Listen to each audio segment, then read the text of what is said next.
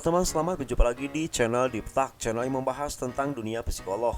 Untuk video kali ini kami akan memberikan informasi untuk kalian semua tentang 3 tanda marah membutuhkan bantuan profesional. Penting untuk diperhatikan bahwa kemarahan adalah emosi yang normal, terutama ketika seorang individu merasa terancam.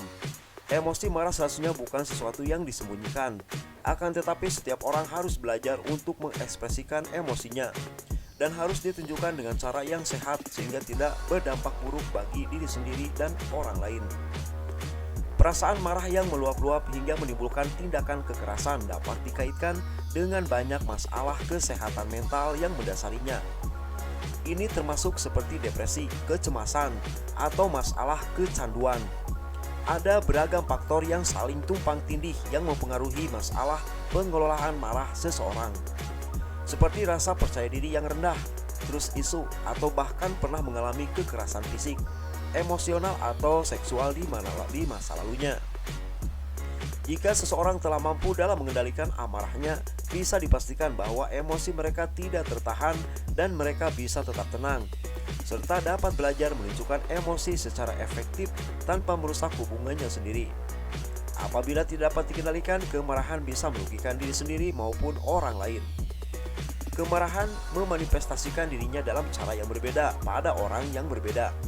Ini adalah reaksi normal terhadap banyak masalah kehidupan, dari stres sampai masalah hubungan. Kemarahan bisa dengan mudah memendam dalam diri seorang individu. Ada banyak komplikasi utama yang membuat seseorang lebih rentan terhadap kemarahan.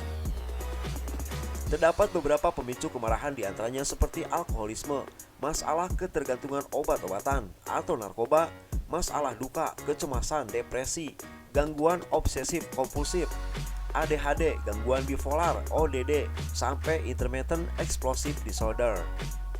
Masalah kemarahan menjadi tanda membutuhkan bantuan profesional. Hal ini yang akan kami bahas, saudara.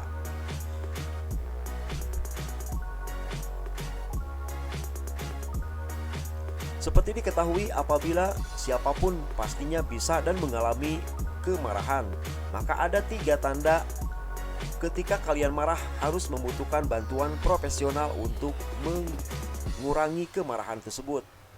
Ketika kalian terus-menerus hidup dalam keadaan marah, Anda mungkin tidak menyadari seberapa sering Anda marah. Dengan kata lain, kemarahan adalah keadaan normal bagi Anda. Misalnya, Anda mungkin mendapati bahwa hal terkecil membuat Anda kesal. Hal ini tidak hanya merupakan tanda bahwa ada masalah yang lebih dalam, namun juga tidak sehat bagi kesejahteraan emosional dan fisik Anda. Mengalami kemarahan yang tidak terkendali bukanlah situasi yang nyaman, dan menghadapi efek samping dari emosi tersebut mungkin bahkan lebih menyiksa.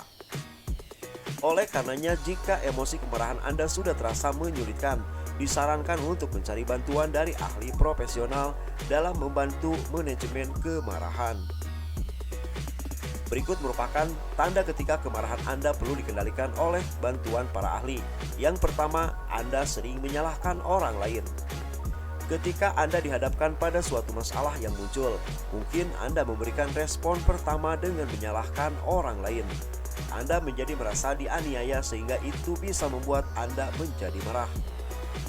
Memang sangat mudah untuk menyalahkan orang lain atas masalah Anda jika Anda berperilaku buruk.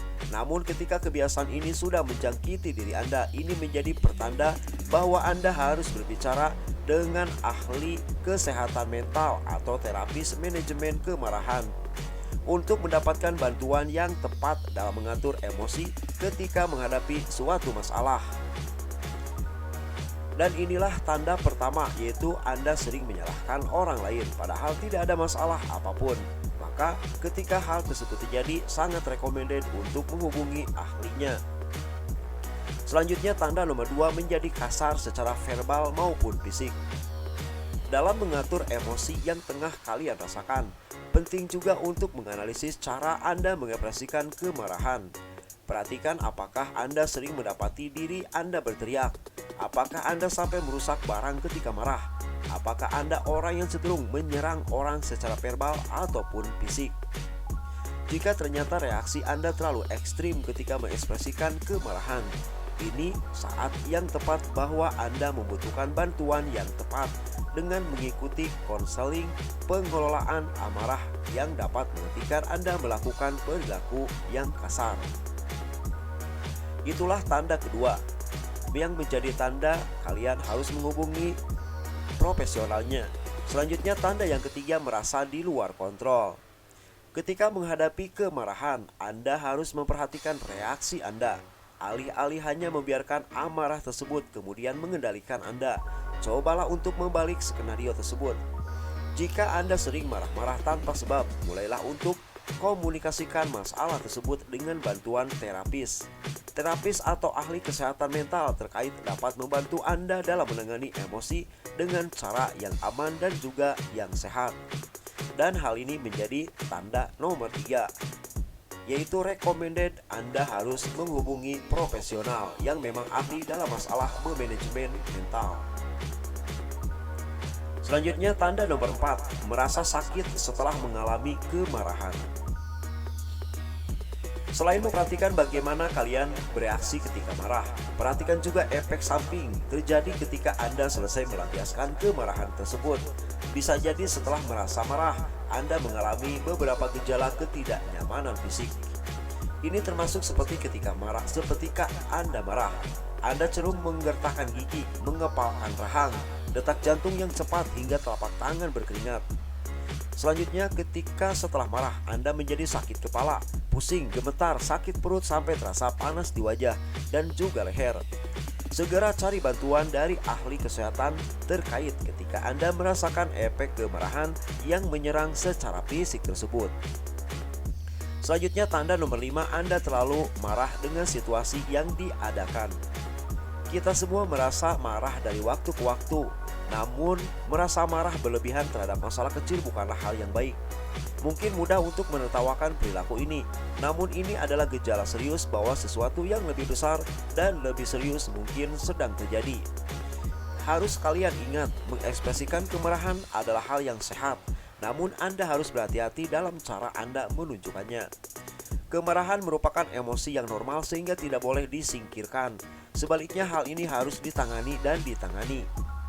Jika kalian merasa kemarahan merusak aspek kehidupan, maka hal tersebut akan berdampak negatif pada diri Anda sendiri dan juga orang lain. Sangat disarankan untuk mencari bantuan dari konselor kesehatan mental berlisensi. Itulah pembahasan kami tentang 3 tanda kalian harus pergi ke profesional untuk meredakan kemarahan tersebut. Terima kasih.